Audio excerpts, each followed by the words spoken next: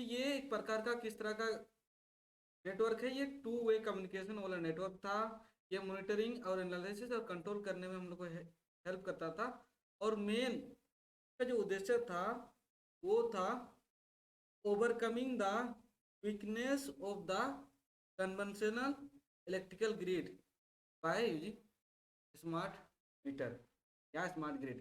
Smart grid के द्वारा हम क्या करेंगे, ओवरकम करेंगे वीकनेस ऑफ किसको, कन्वेंशनल इलेक्ट्रिकल ग्रिड को।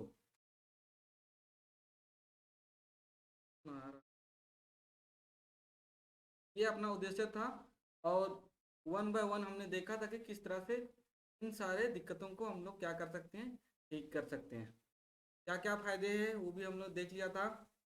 इस ये किस तरह से काम करता है, ये खुद को अपने आप क्या करता है, रिपेयर करने की क्षमता रखता है, इसका एग्जाम्पल भी हमने देखा था। उसके बाद तुम लोगों को दोनों के बीच कम से कम कुछ अंतर बताया था, 5 से 6। किसी को याद है वो अंतर? क्योंकि डायरेक्टली क्वेश्चन पूछा गया है 4 नंबर में, what is the difference between existing grid and normal grid. ये आया हुआ क्वेश्चन, वीवीआई क्वेश्चन है।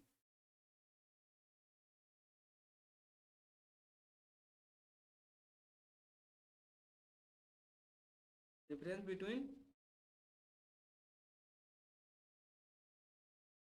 नॉर्मल ग्रिड एंड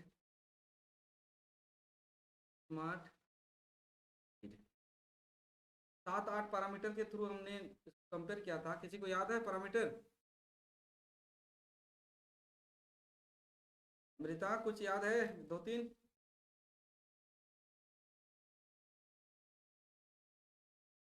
नहीं किसी को याद?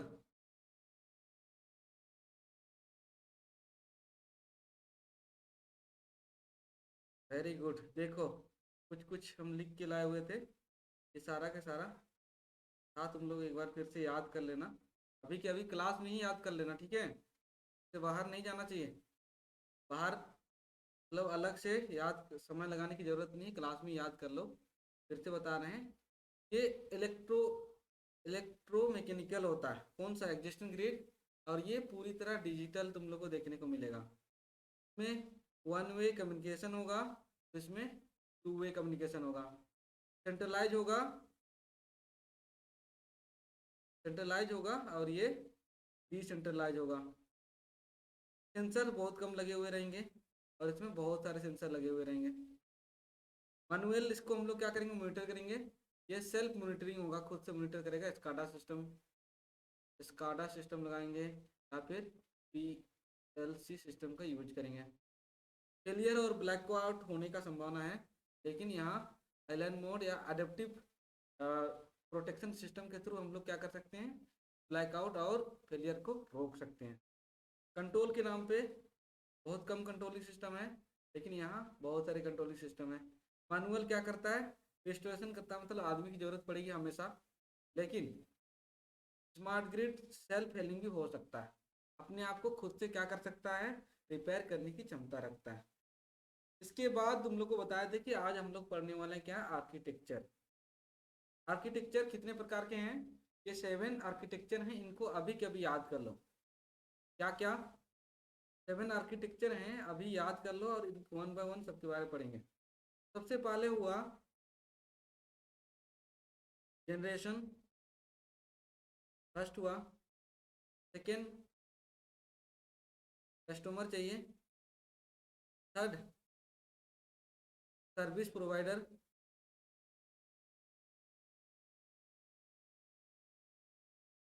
फोर्थ, फोर्थ क्या होगा, मार्केट। फिफ्थ जनरेशन हो गया, कस्टमर हो गया, सर्विस प्रोवाइडर हो गया, मार्केट हो गया, ट्रांसमिशन। और दो चाहिए हम लोग को, 6 एंड 7। और दो क्या है, एक ऑपरेशन था और एक डिस्ट्रीब्यूशन।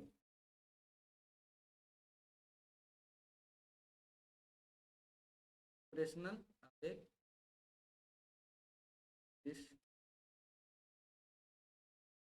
ये 7 आर्किटेक्चर हैं टोटल। स्मार्ट ग्रिड को हमने इजी वे से चलाने के लिए, स्मार्ट तरीके से चलाने के लिए इनको 7 पार्ट में डिवाइड कर दिया, और ये पार्ट बहुत इंपॉर्टेंट है। इन सारे के सारे आर्किटेक्चर को हम लोग 1 बाय 1 पढ़ेंगे। पहला जनरेशन, दूसरा कस्टमर, तीसरा सर्विस प्रोवाइडर, तीसरा service provider, fourth market, fifth है transmission, six operation and seventh है डिस्ट्रीब्यूशन। तुमको याद हो गया या नहीं? याद तो हो जाना चाहिए, ये 7 है और इनको भाई हम लोग 1 बाय 1 आज पढ़ने वाले हैं। तो सब लोग अपना कॉपी वगैरह सब में क्या हेडिंग दे दो, आर्किटेक्चर ऑफ स्मार्ट ग्रिड। और ये कितने हैं? 7 है।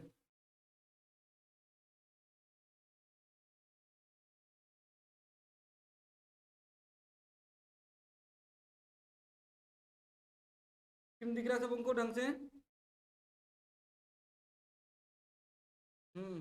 अब आर्किटेक्चर को देखो, इसको ध्यान से एक बार फिर से देखोगे, तुम लोग को बल्क जनरेशन, अभी जनरेशन के बारे में बात किए, ट्रांसमिशन के बारे में बात किए, तो जनरेशन में क्या होगा? जनरेशन के डोमेन के अंतर्गत इलेक्ट्रिसिटी को हम लोग जनरेट करेंगे, और ये आगे फर्दर सबसे पहला काम जनरेशन का है। और जब तक इलेक्ट्रिसिटी का जनरेशन नहीं होगा, फिर आगे हम लोग इसको कुछ कर नहीं पाएंगे। इसके बाद ट्रांसमिशन, ट्रांसमिशन के बाद डिस्ट्रीब्यूशन की भी ज़रूरत पड़ेगी। डिस्ट्रीब्यूशन के समय हम लोग को सर्विस सर्विस प्रोवाइडर की जरूरत पड़ेगी। कोई एक कंपनी होगा जो सर्विस को क्या करेगी, प्रोवाइड करेगी। एक ऑपरेशनल टीम होगी जो सर्विस प्रोवाइडर के साथ काम करेगी। यदि कोई नया इलेक्ट्रिसिटी लाइन लगाना है, किसी को नया कनेक्शन लेना है, कहीं कोई गड़बड़ हो गया है, तो ऐसे सिचुएशन में ऑपरेशनल टीम आएगी। उसके बाद स्मार्ट ग्रिड आने से एक मार्केटिंग टीम का अलग से होना बहुत ज़रूरी हो गया। मार्केटिंग टीम का काम क्या होगा? मार्केटिंग टीम करेगी कि जो प्राइसिंग है, मतलब इलेक्ट्रिसिटी को मतलब सेल करना, ताकि कस्टमर ज़्यादा से ज़्यादा स्मार्ट ग्रिड के साथ जुड़ें। जब स्मार्ट ग्रिड आएगी तो प्राइसेस में कुछ चेंजेस आएगा, और बहुत कोई इसको एज ए बिजनेस यूज करेगा। तो बिजनेस होगा तो यदि मार्केट में 3-4 व्यक्ति है जो सर्विस प्रोवाइड कराने वाले, ऑप्शन तुम्हारे पास आ जाएगा।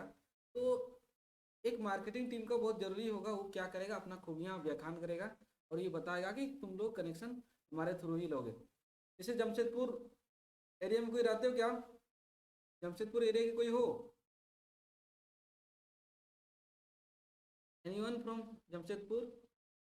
जमशेदपुर में देखना, एक इलेक्ट्रिसिटी बोर्ड तो झारखंड वाला है ही, साथ में अलग से जुस्को होती है। तो उन लोग के पास दो ऑप्शन है। बहुत ऐसा एरिया है जहाँ इलेक्ट्रिसिटी कुछ भागों में जुस्को देती है और कुछ भागों में झारखंड सरकार के द्वारा इलेक्ट्रिसिटी प्रोवाइड किया जाता है। तो उसके पास ऑप्शन है कि या तो जुस्को के थ्रू लें या फिर गवर्नमेंट ऑफ झारखंड के थ्रू लें। तो बहुत कोई तो ऐसा है कि प्राइस थोड़ा सा जुस्को का हाई है, लेकिन उसका मैनेजमेंट सिस्टम और सर्विस बेटर प्रोवाइड कराता है। लेकिन बहुत कोई है कि सर्विस को प्रायोरिटी देगा तो वो लोग जुस्को से लेगा, और प्राइस को जो प्रायोरिटी देगा वो स्टेट गवर्नमेंट के थ्रू लेगा। तो ये मार्केटिंग टीम का काम है कि उसको क्या करना है, बेचना है, खरीदना है। और दूसरा मार्केटिंग टीम का काम ये भी होगा कि तुम लोग क्या कर रहे हैं, जनरेशन कर रहे हो, तो जहां जहां से जनरेशन हो रहा है, कोई थर्ड पार्टी जनरेट कर रहा है, उनसे क्या करना है, सम अमाउंट ऑफ प्राइस में इलेक्ट्रिसिटी को खरीदना। ये भी एक बड़ी बात हो सकती है। और फाइनली कस्टमर तो तुम लोग हो, कष्ट मरने के लिए क्या कस्टमर ही है जो कष्ट मरता है कि और कोई है? हम्म सारा का सारा जो लोड आता है किस पे आता है, कस्टमर पे आता है। तो अब इस डायग्राम को, लेआउट को देखो, देखने के बाद तुम लोग को पता चल रहा होगा क्या कि स्मार्ट ग्रिड जब हम लोग चलाएंगे तो ये पूरे के पूरे एक दूसरे से इंटरकनेक्टेड है। इसमें कोई आपत्ति है किसी को कि स्मार्ट ग्रिड एक दूसरे से कनेक्टेड है? हम्म स्मार्ट ग्रिड जब काम आएगा तो सब लोग इक्वली एक दूसरे को क्या करेंगे, कंट्रीब्यूट करेंगे। और इस डायग्राम के थ्रू तुम लोग देख सकते हो। ठीक है, कोई क्वेश्चन है? नहीं है तो हम लोग 1 बाय 1 स्टार्ट करते हैं। सबसे पहले शुरू करेंगे क्या, ये देख लो थोड़ा सा किस तरह से एक दूसरे से कनेक्टेड है डायग्राम वगैरह सबसे। ये मार्केटिंग टीम है, ऑपरेशन टीम है, ये सर्विस प्रोवाइडर, कस्टमर देखो यूज कर रहा है, डिस्ट्रीब्यूशन सिस्टम, ट्रांसमिशन सिस्टम, और ये बल्क जनरेशन। तो ये बल्क जनरेशन वाला किससे जुड़ा हुआ है? मार्केट टीम से, कि भाई मार्केटिंग जनरेशन जो करेगा, मार्केटिंग टीम इसके साथ आएगी।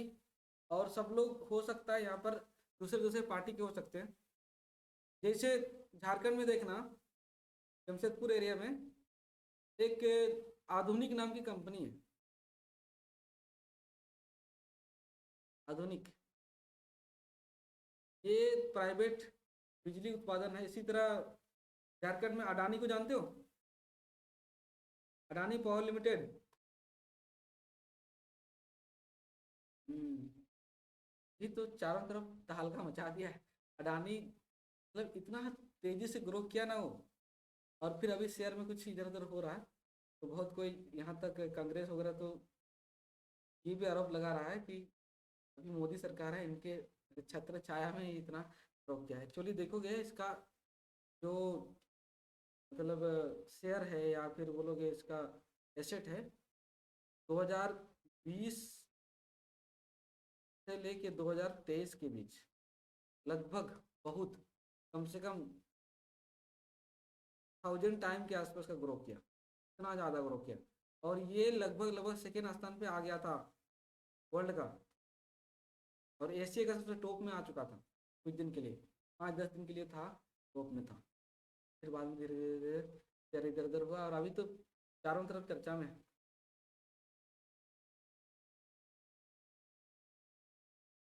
तो इसलिए मार्केटिंग टीम को बहुत ज़रूरी हो जाएगा, क्या करेगा, इस तरह की चीज़ों के साथ डील करेगा।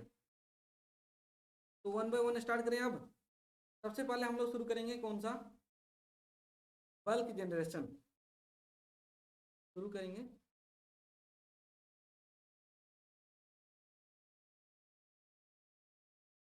जनरेशन टर्म से तुम लोग क्या समझ रहे हो?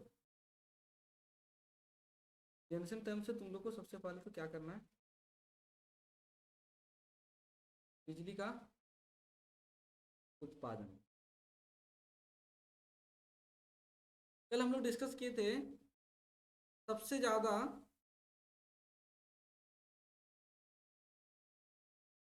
शेयर किसका है उत्पादन में, बिजली के उत्पादन में?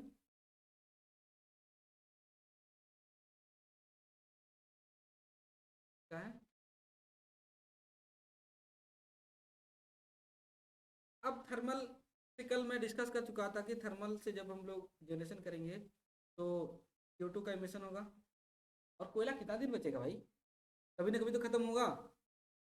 कोयला बनने का प्रोसेस बहुत लंबा होता है, कभी ना कभी तो खत्म होगा। एक दिन ऐसा हो जाएगा कि कोयला खत्म, तो क्या करोगे तब? 2021 ब्लैकआउट हो जाएगा ना। 2021 के आसपास एक बार जो BCCL कौन कौन ये लोग करता है ना, ये कोयला का मैनेजमेंट करता है, धनबाद बोकारो वाला जानते हो क्या क्या है उधर, कौन कौन सा कंपनी है? धनबाद बोकारो वाले। हम्म, उधर कौन कौन सी कंपनी है कोयला वाली?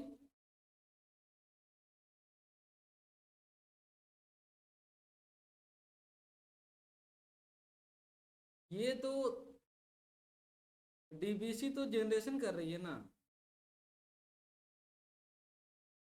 जो कोयला मैनेजमेंट करता है, जैसे BCCL या कुछ कुछ है उधर, जो कोयला निकालने का काम, हाँ कोल माइन का काम करती है। हम्म, तो इन लोग पहले तो लॉकडाउन हो गया था, लॉकडाउन होने के बाद इंडस्ट्री कुछ बंद थे, इंडस्ट्री बंद थे, तो कितना इलेक्ट्रिसिटी की ज़रूरत है ये इन लोग का अनुमान नहीं था, नहीं हो पा रहा था। अचानक लॉकडाउन हटा तो इंडस्ट्री तेज़ी से ग्रो किया था, बहुत ज़्यादा इलेक्ट्रिसिटी की ज़रूरत पड़ गई थी। तो ये लोग उस आधार पर कोयला का क्या नहीं किया गया था, माइनिंग नहीं कर पाया था। तो देखना लगभग लगभग अच्छा खासा मतलब दिल्ली उल्ली सब में दिक्कत हो गई थी। उसके बाद दिल्ली सरकार तो मतलब इतना ज़्यादा पैसा देने के लिए तैयार थी कि हमको अभी के अभी कोयला चाहिए। तो कम से कम 1 महीना के आसपास तो बहुत दिक्कत हो गया था, फिर बाद में मैनेजमेंट सही हो गया था। और तुम लोग को बता चुके हैं कि जनरेशन में जो ये होता है, क्या बोलते हैं, जनरेटर होते हैं, उनको अपना रेटेड स्पीड में आने के लिए कितना समय लगता है लगभग? रेटेड समय में आने के लिए कितना समय लगता है लगभग?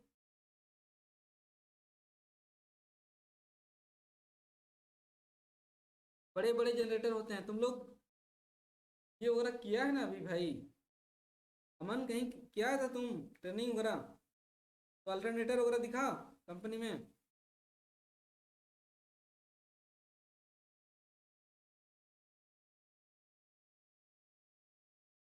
से पूछना क्या नाम है उसका, मीन्स है, वो देख क्या है बड़ा बड़ा अल्टरनेटर। तो लगभग लगभग अल्टरनेटर होते हैं, तो कम से कम तुम लोग का जो क्लासरूम होते हैं ना, एक रूम दो रूम के उतने बड़े बड़े अल्टरनेटर होता है। उस अल्टरनेटर को अपना रेटेड स्पीड में आने के लिए कम से कम 12 घंटा से लेके 48 घंटा तक आता है। तो मतलब आज जो तुम बिजली यूज कर रहे हो, इसका मैनेजमेंट कम से कम 24 घंटा पहले किया गया है, ठीक है? 24 घंटा पहले डिसाइड किया गया है कि लगभग लगभग झारखंड में इतना बिजली की जरूरत है। उस आधार पर वो लोग थर्मल पावर प्लांट में क्या कर रहा है, कोयला का स्टॉक को रेडी करके रखा है कि भाई यहाँ कोयला डालना है, ये जलेगा वगैरह वगैरह। जो प्रोसेस के लिए 12 घंटा पहले ही मैनेजमेंट सिस्टम शुरू हो चुका था। तो ये दिक्कत हो रही है कि भाई कितना दिन हम लोग कोयला से चलेंगे? तो स्मार्ट ग्रिड में हम लोग बल्क जनरेशन करेंगे। क्या करेंगे? बल्क जनरेशन करेंगे। अब जनरेशन के लिए हम लोग कोशिश करेंगे कि कौन सा सोर्स का, renewable energy source, renewable energy source का उपयोग करेंगे हम लोग। कहाँ पर? स्मार्ट ग्रिड में। रिन्यूएबल एनर्जी सोर्स में से एग्जांपल बताओ, एक दो।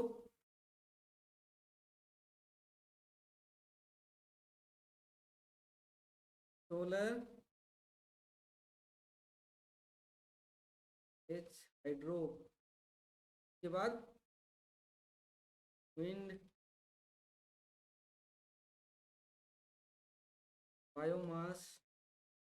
इस तरह के एनर्जी जनरेशन का अब हम लोग क्या करेंगे, बल्क जनरेशन में यूज करेंगे, ताकि जो पोल्यूशन हो रहा था या एनर्जी का शॉर्टेज आगे होने वाला है, उसको हम रोक सकते हैं। और इसमें सबसे जो वाइटल रोल प्ले कर सकता है, वो कर सकता है तुम्हारा सोलर। सोलर एनर्जी मतलब एक बहुत ह्यूज अमाउंट ऑफ एनर्जी इस दुनिया में, मतलब कोई एक एनर्जी का सोर्स है, दैट इज सन। सन है एनर्जी का सोर्स। इसीलिए तो बहुत कोई तो पूजा वूजा भी करते हैं। लेकिन देखो, यही एनर्जी का सोर्स, यहीं से तुम्हारा पेड़ पौधा लोग खाता है। मतलब पेड़ पौधे लोग अपना जो प्रोसेस है भोजन का, सन की लाइट से करता है। उसके बाद ही बाकी जितने हैं जानवर उनवर, हम लोग सब लोग जितना भी ये वेज हैं नॉन वेज हैं, सब लोग सन के थ्रू आते हैं।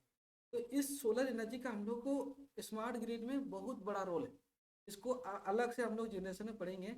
और यहाँ तक कि तुम लोग को रिन्यूएबल एनर्जी सोर्स में भी अलग से पढ़ेंगे इसको, सोलर को बहुत डीप तक जाएंगे। लेकिन यहाँ थोड़ा सा बता दे रहे हैं कि सोलर से हम लोग इतना बिजली उत्पादन कर सकते हैं।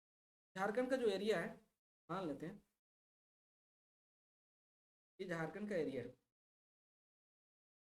इस पूरे एरिया में यदि हम लोग क्या कर दें, सोलर पैनल बिछा दें, एजम्पशन कर रहे हैं हम लोग, झारखंड का जितना एरिया है उसमें यदि हम सोलर पैनल बिछा दें पूरा का पूरा स्टेट पे, तो इंडिया को कभी दूसरे पावर जनरेशन की जरूरत नहीं पड़ेगी।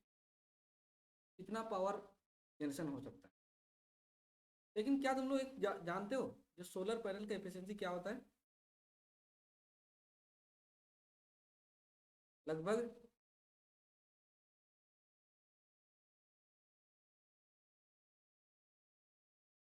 30 to 40, ये भी बहुत ज़्यादा हो गया।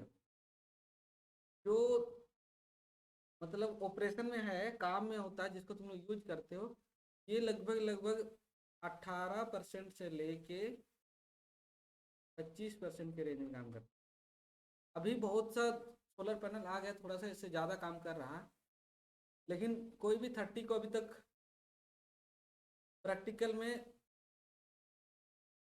क्रॉस नहीं किया। लगभग लगभग सारा का सारा जो मार्केट में उपलब्ध है, वो तुमको 30% से कम ही एफिशिएंसी का मिलेगा। हालांकि तुम लोग गूगल कर लोगे वहाँ दिख जाएगा तुम लोग को 42% तक का। लेकिन क्या वो मार्केट में उपलब्ध है? तो उसका आंसर मिलेगा नो। ठीक है, इसलिए अभी भी सन से तुम 100 ले रहे हो, तुम कितना यूज कर रहा है, क्यों केवल 30 को कन्वर्ट कर रहे हैं।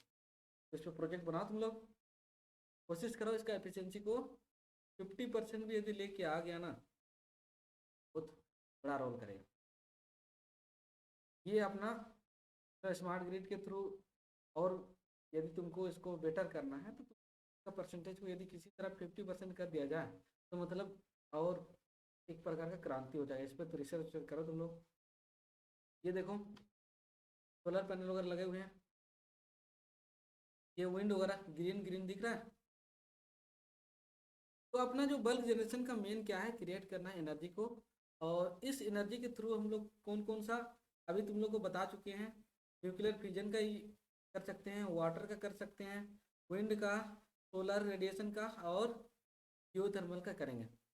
और इसका मेन मोटो क्या है, इसके थ्रू हम लोग कोई आपत्ति था? अच्छा, अमन बोल रहा है फिर से, क्या हुआ? फिर तो इंजीनियर से सीधे साइंटिस्ट, सीधी बात है भाई। अपना तुम लोग को डिप्लोमा को मतलब इतना भी कम मत समझ लेना। यहीं से तुम लोग का बेस है, यहाँ से यदि तुम लोग रिसर्च शुरू कर रहे हो तो भाई ये आगे तुम लोग का काम आएगा। और हमको लगता है कि जिंदगी भर तुम लोग क्या जूनियर इंजीनियर ही बने रहना है, थोड़ा कुछ आगे बढ़ना भी है। जूनियर इंजीनियर से थोड़ा सा आगे कुछ करना है तो फिर हम लोग को कुछ करना पड़ेगा ना, उसके लिए रिसर्च वगैरह करना पड़ेगा। और फिर अभी G20 में कुछ काम कर रहे हो तुम लोग? G20 में एकदम नहीं।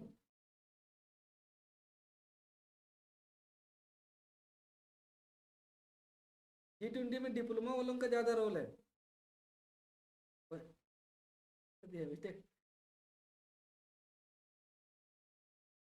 इतना ज़्यादा ही लोड ले लिएगा तुम लोग कंपनी वगैरह का। तो हम लोग का मेन उद्देश्य क्या है? मेन उद्देश्य है कि हम लोग क्या करेंगे, ग्रीन हाउस को रोकेंगे, increase the renewable energy source. जितना रिन्यूएबल एनर्जी सोर्स है उनके थ्रू क्या करेंगे, हम लोग जनरेशन को बढ़ाएंगे और स्टोरेज मैनेजमेंट सिस्टम को भी बढ़ाएंगे। कहने का मतलब है बिजली यदि हम लोग जनरेट कर रहे हैं, किस दिन ज़्यादा जनरेट हो गया तो उसको क्या करेंगे, स्टोर करके रखने की क्षमता भी रखना है। बल्क जनरेशन के अंतर्गत क्या क्या काम हो सकता है? बल्क जनरेशन के अंतर्गत सबसे पहले कंट्रोल, कंट्रोल में क्या करेंगे, management and flow of the power and reliability of the system. कहने का मतलब है पावर को जनरेट करना बड़ी बात नहीं है, उसको मैनेज करना बहुत बड़ी बात है। जैसे कि तुम लोग को एग्जांपल हमेशा लेते रहते हैं, कहाँ का, अपना जो जीपी सिमरिया का। तो यहाँ जनरेशन मतलब बहुत सारे सोलर पैनल लगे हुए हैं। तो क्या हम लोग ये बोल सकते हैं कि जितना जनरेशन हो रहा है इतना परफेक्ट यूज हो पा रहा है?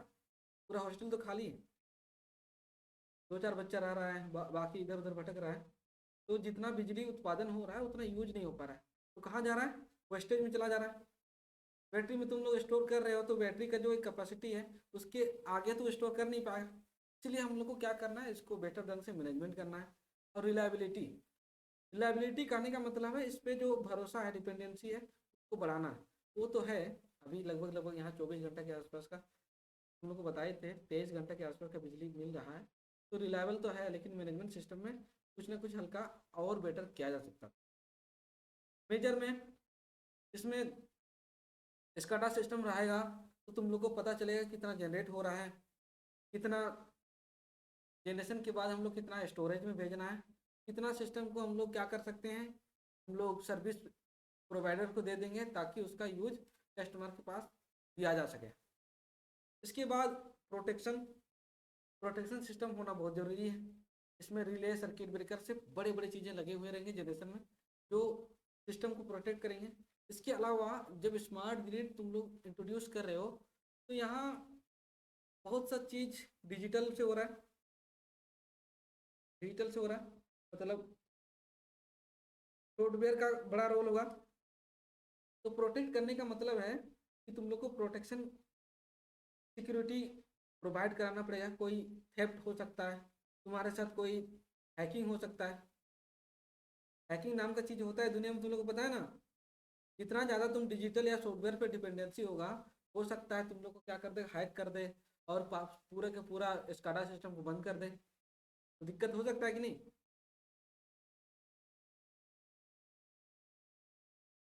दिक्कत हो जाएगी यदि कोई तुम्हारा पूरे के पूरे सिस्टम को हैक कर देगा। तो ज़्यादा डिपेंडेंसी सॉफ्टवेयर पे भी ये भी दिक्कत है कि नहीं है। उसके बाद आगे हम लोग बात कर रहे थे किस पे, रिकॉर्ड पे।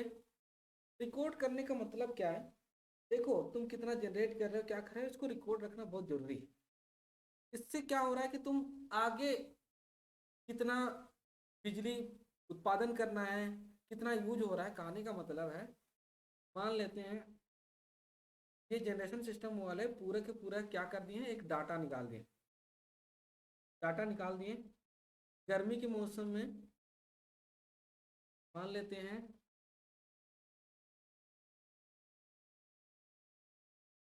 5K किलोवाट, इतना के आसपास। ये बहुत कम डाटा दे रहे हैं, ये लगभग का बता रहे हैं। गर्मी के औसत 5 किलोवाट का एनर्जी क्या हो रहा है, यूज हो रहा है। इसी तरह बरसात में, बरसात में मान लेते हैं 3 किलोवाट।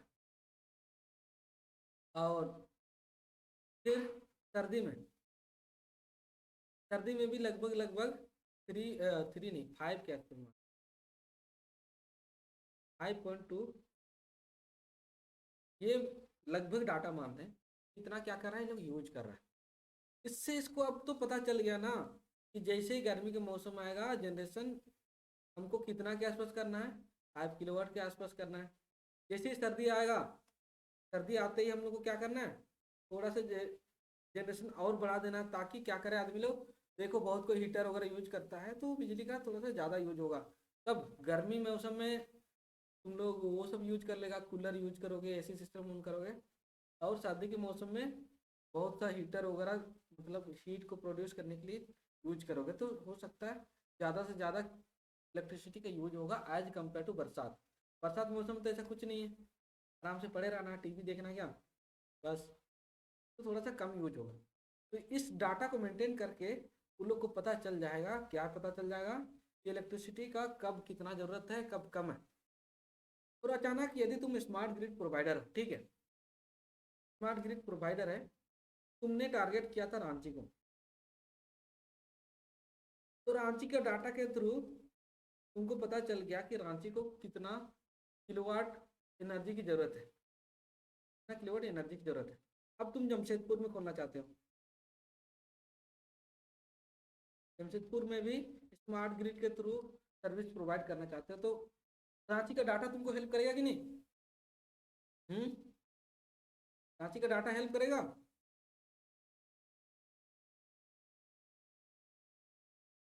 रांची का डाटा इसलिए हेल्प करेगा कि रांची का तुम जनसंख्या देखोगे, यहाँ लगभग लगभग आदमी क्या है, मान लेते 5 लाख। तो 5 लाख में तुमको जरूरत पड़ा कितना, 10 100 किलोवाट मान लेते हैं। और जमशेदपुर में जनसंख्या कितना है, यहाँ इंडस्ट्री कम है, मान लेते हैं इंडस्ट्री कम है। तो यहाँ लगभग लगभग संख्या 5 लाख से थोड़ा सा घटा देते हैं, हाँ 4 लाख है, लेकिन इंडस्ट्री बहुत है। तो इससे अब पता चल गया कि यहाँ 100 किलोवाट की जरूरत पड़ती थी, तो यहाँ भी लगभग लगभग 100 किलोवाट से थोड़ा सा ज़्यादा, लगभग 150 किलोवाट के आसपास का जरूरत पड़ेगा। ये तुमने एस्टिमेट किया और इतना जनरेशन किया, और फिर तुम इस आधार पर सर्विस प्रोवाइड किया। और फिर प्रोवाइड करते समय फिर तुमको डाटा हर दिन देखो कि भाई हाँ इस एरिया में कमी हो गई, इस ये हो गई, तो उसके हिसाब से इस 150 के वैल्यू को क्या कर सकते हो, बढ़ा दोगे या फिर घटा दोगे। तो ये डाटा रखना बहुत ज़रूरी हो जाता है, ताकि हम क्या कर सकते हैं, इसके एक्सपेंशन में या फिर सर्विस को बेटर ढंग से प्रोवाइड करने में बहुत यूज हो सकता है।